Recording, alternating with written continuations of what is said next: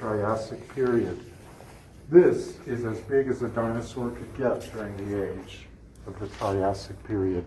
Here we have the ancestor of dinosaurs, crocodiles, and birds. So from this one species of reptile, we get three more: dinosaurs, crocodiles, and birds.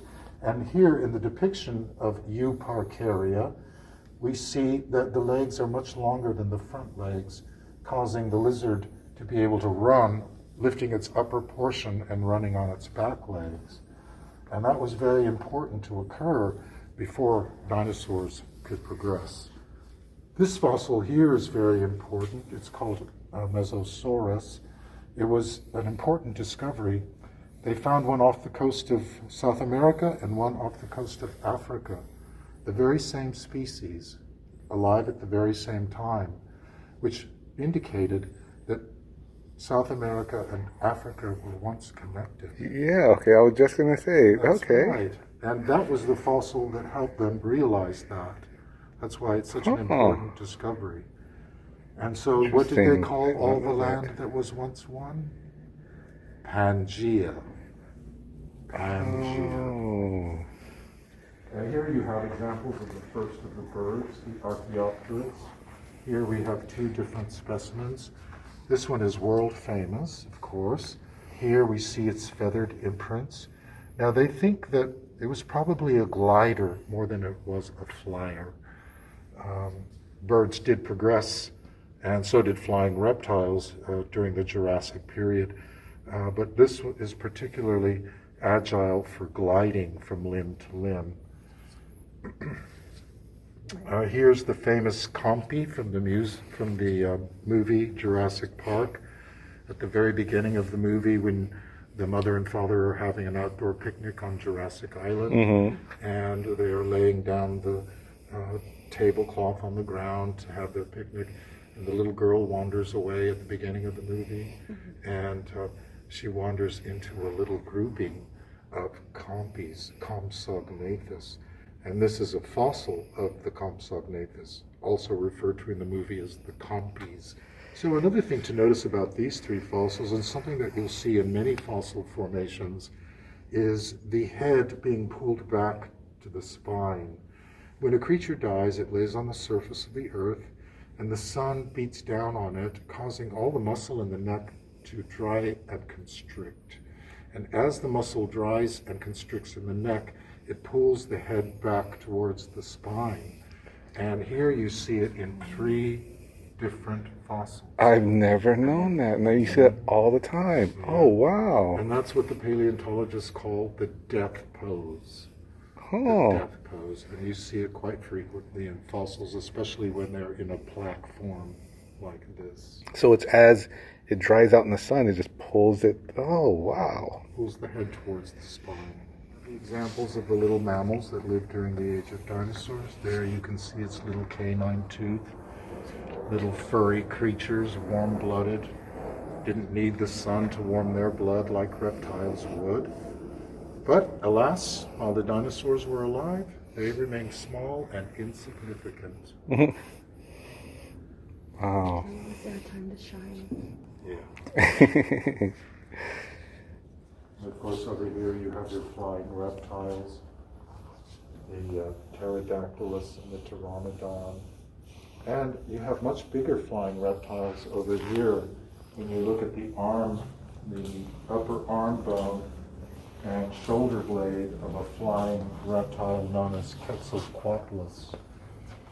This was found in New Mexico, and I believe it was New Mexico. And they named it after the Aztec god Quetzalcoatl. Well, this was one of the larger bird type. It's not a bird, it's a reptile. It's a flying reptile with a 40-foot wingspan, as big as a 747 jet.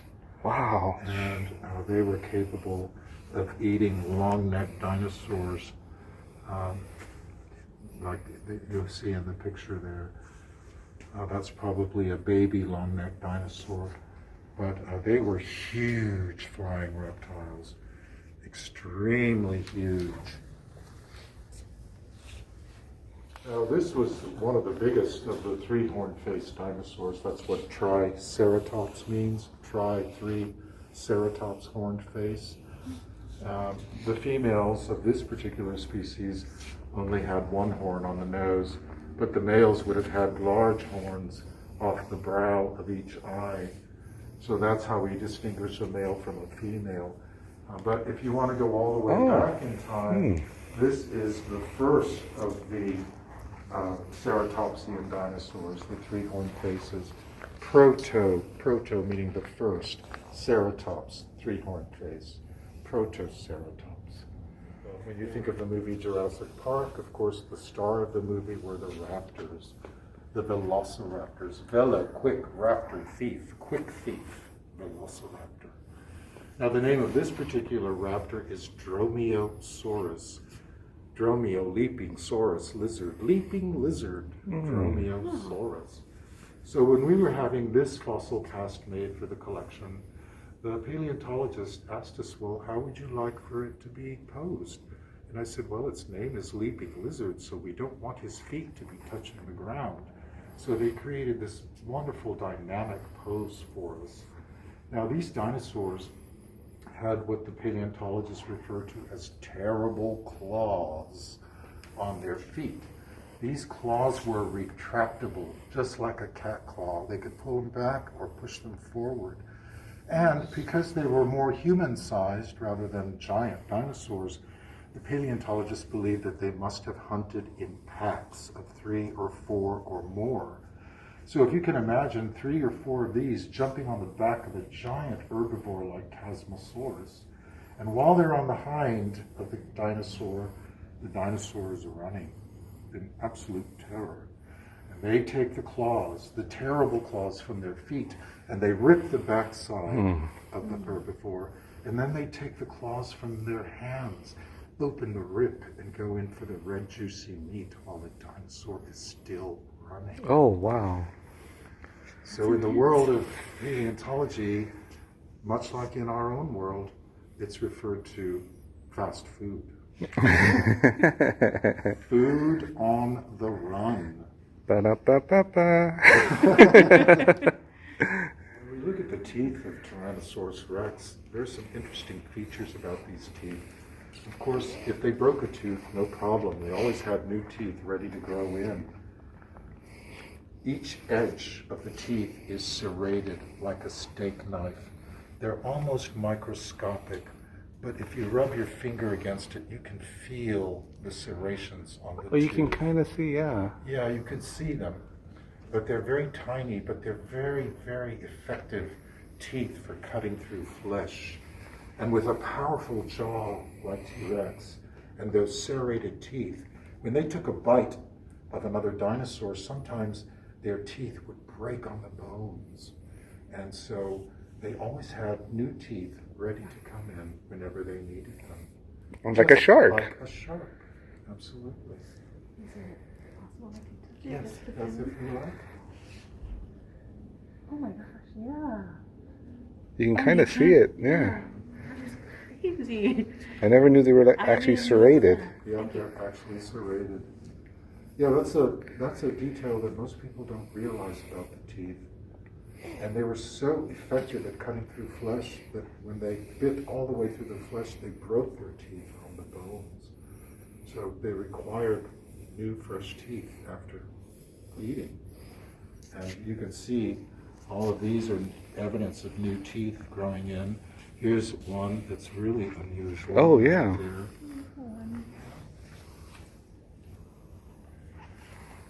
Now, much like reptiles, you know, when a reptile is a snake wants to eat a big squirrel or a little mammal, they unhook their lower jaw so that they can accommodate the creature that they're eating.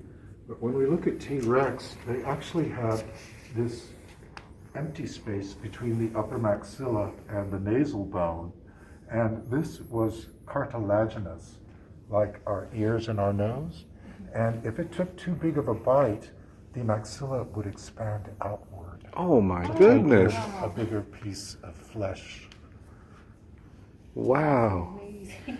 These little indentations that run along the bottom portion of the jawline is evidence of lip muscle attachment. Dinosaurs had lips, and that's where the lip muscle attached to the bone.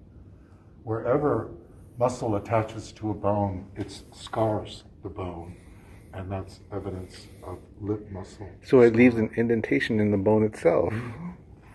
Absolutely, and when we look at Chasmosaurus, which, by the way, has a parrot beak for a mouth, we're looking here at these 3 deep crevices in the forehead. That is evidence of where muscle once bored into the bone for attachment. This was full of muscle. All of this was full of muscle, and the muscle actually attached to the bone, leaving these 3 deep crevices in the forehead. So that was just basically one gigantic muscle on top of the head.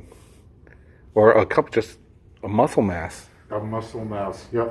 Well, fossils are like books, and if you know how to read them, when you're looking at this kind of indentation, it's evidence of muscle attachment. All of the wrinkles and the scarring of the fossil is evidence of muscle attachment. Now, these dinosaurs were particularly smart about protecting their spine and their neck. You know, when an animal attacks another animal, they go for the back of the neck. Well, these dinosaurs grew these big protective shields, these frills on top of their head to protect their spine from predation, from predators attacking them. And they say that their skin coloration, that perhaps the coloration in the frill would change from time to time for mating purposes. Oh. They would go from maybe a greenish gray to a bright red when they were mating. These, the raptors, were known to have feathers, not for flying, but for mating and for distinguishing mating seasons. No kidding. So would they almost like a peacock kind of furl out their feathers then to kind of... Just like other birds would do today. Okay. Wow. That's a deadly mating dance. Yeah, no kidding. So that was the Museum of Ancient Wonders here in Cathedral City. Awesome time, so much history. So the replications are phenomenal in there. I got to touch a fossil. Replication of a fossil. But it's an actual fossil. It was a T-Rex. Got to see the ridges of the teeth. But hope you enjoyed it. Go check it out on, what is it? What's the website? moaw.org. I'll make sure I put the link down in the bottom in the description so you can click on that and go check it out. But definitely come out here if you're in the area, in Cathedral City, low desert area, come check it out. Definitely come check it out. Got postcard. And he'll explain everything to you. You can get upfront, personal with everything, get so close to it and see all the details. But it was wonderful. Amazing. It was amazing. It was really cool to visit. Really amazing. But come check it out. So till next time, I'm Jay. I'm Steph. And we will see you later.